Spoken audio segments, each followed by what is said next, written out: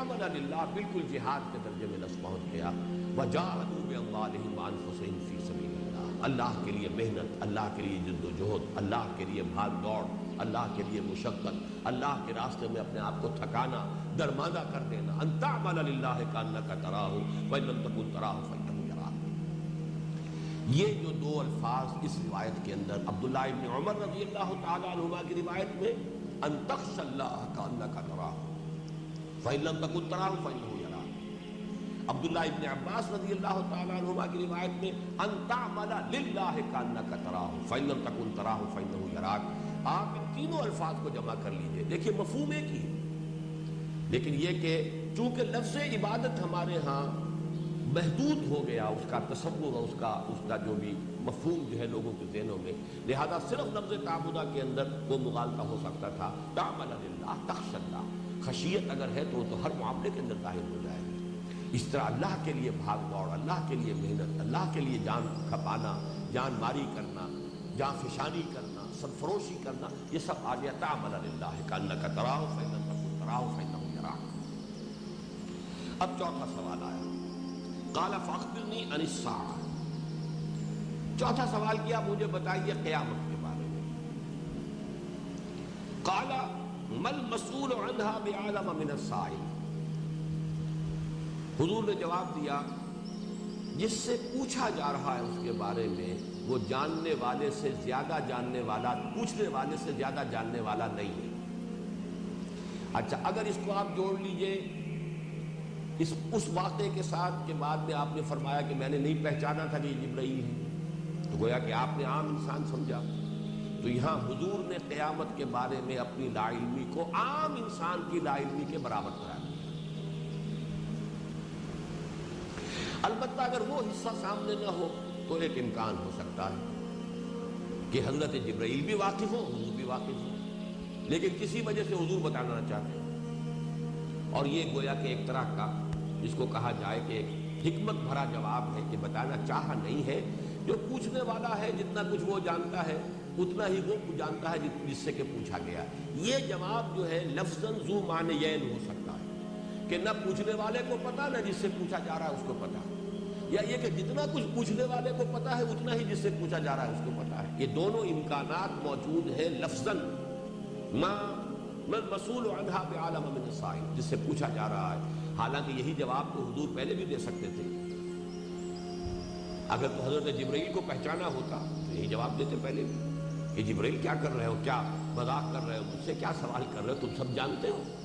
اسلام کیا ہے، تمہیں معلوم ہے. لیکن حضور نے نہیں پہچانا. میرے نزدیک روایت کا وہ حصہ جو ہے ان روایات کا جس میں کہ وضاحت کر دی گئی کہ حضور نے فرمایا کہ یہ پہلی مرتبہ ہوا ہے کہ جبرائیل آئے اور میں پہچان نہیں سکتا. اور آپ نے اندازہ کیا اس پر جب کہ آپ نے کہا کہ اسے لوٹاؤ، واپس لاؤ، اور جب تلاش کرنے پر کہیں نہیں ملے تو آپ کو خیال او ہو یہ جبرائیل تھے جو اللہ تعالیٰ نے جنہیں خاص طور پر اس لیے بھیجا تھا کہ تمہیں تمہارا دین سکھائیں، دین کے ایک بہت بڑے مسئلے سے واقف کر دیں، جبکہ تم نے خود سوال نہیں کیا.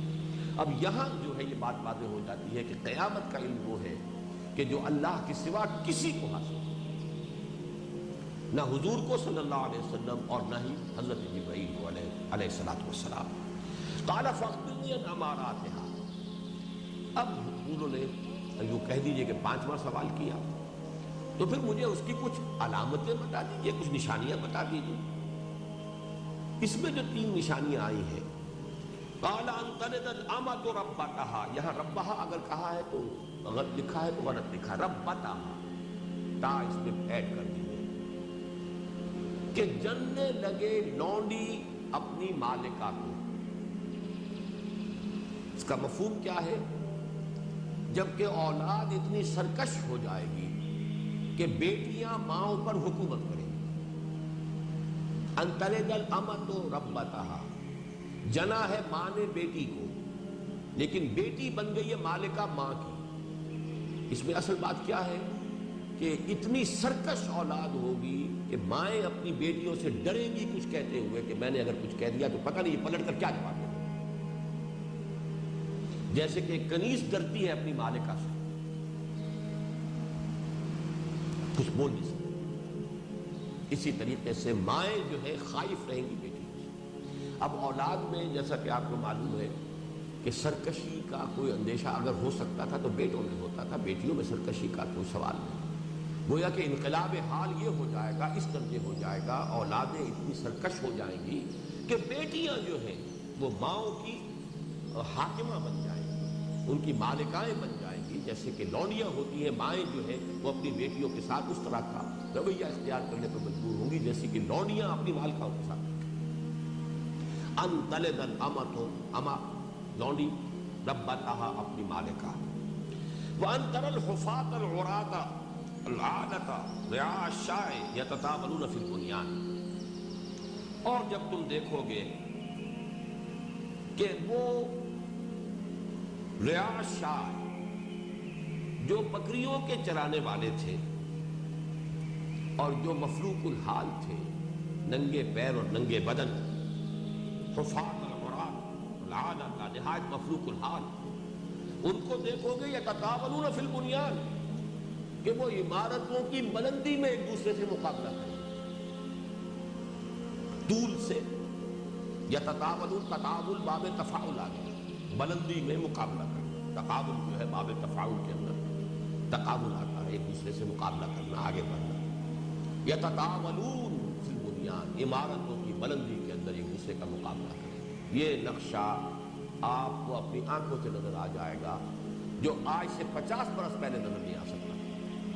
ویری ریسنٹ، 50 کیا مطلب ہے، 30 برس پہلے بھی نظر نہ آ سکتا۔ آپ دبئی میں جا کے دیکھ لیجیے، ابو ظبی میں جا کے دیکھ لیجیے، اب تو مکے کے اندر دیکھ لیجیے، مدینے میں دیکھیے، عمارتوں کی بلندی، اور ابو ظبی میں نے اپنی آنکھوں سے دیکھا ہے ایسی عمارت کہ جو یہاں اگر ہو ہمارے پاس تو اس شخص کو بہت بڑا جو ہے وہ لینڈ لارڈ سمجھا جائے، اور اس کو صرف اس لیے گرایا جا رہا تھا کہ اس کے سامنے اس کے ساتھ ایک ایسی عمارت بن گئی تھی جو اس سے اونچی تھی،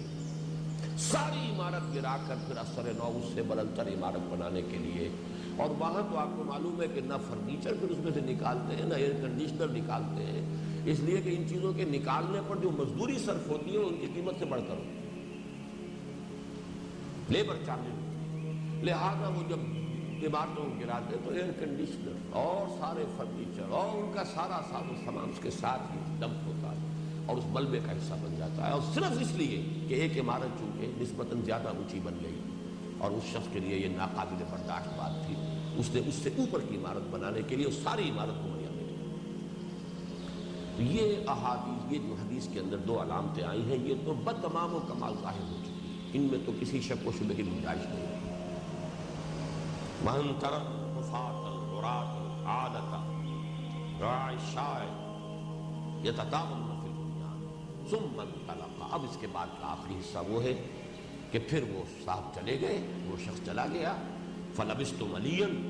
میں اسی شش و پنج میں رہا کہ یہ معاملہ تھا کیا، کون تھے یہ، سائل کون تھا۔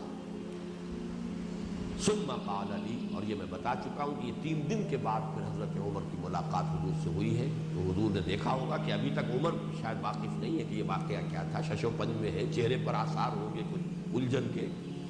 تو یا عمر اتدری من السائل، تمہیں نہیں معلوم عمر کہ تمہارے علم میں یہ بات نہیں آئی کہ یہ سائل کون تھا، اس روز کا واقعہ کیا تھا۔ قلت اللہ ورسولہ عالم قال فإنہ جبرائیل اتاکم یعلمکم، وہ جبرائیل تھے اور وہ آئے تھے تمہیں تمہارا دین سکھانے کے لیے، اور دین سے مراد جیسا کہ میں نے عرض کیا اہم بات یہی ہے دین کی اصل حقیقت، اسلام، ایمان، احسان، اور یہ 3 مراتب، ان میں سے پہلی چیز کی اہمیت جو ہے وہ ریاست اور معاشرے کی رکنیت اور اس کی شہریت کی بنیاد پر ہے، دنیا کا سارا نظام اسلام پر، آخرت کا سارا فیصلہ ایمان، اور جو دین کی بلند ترین منزل ہے اس کے لیے اصطلاح ہے احسان،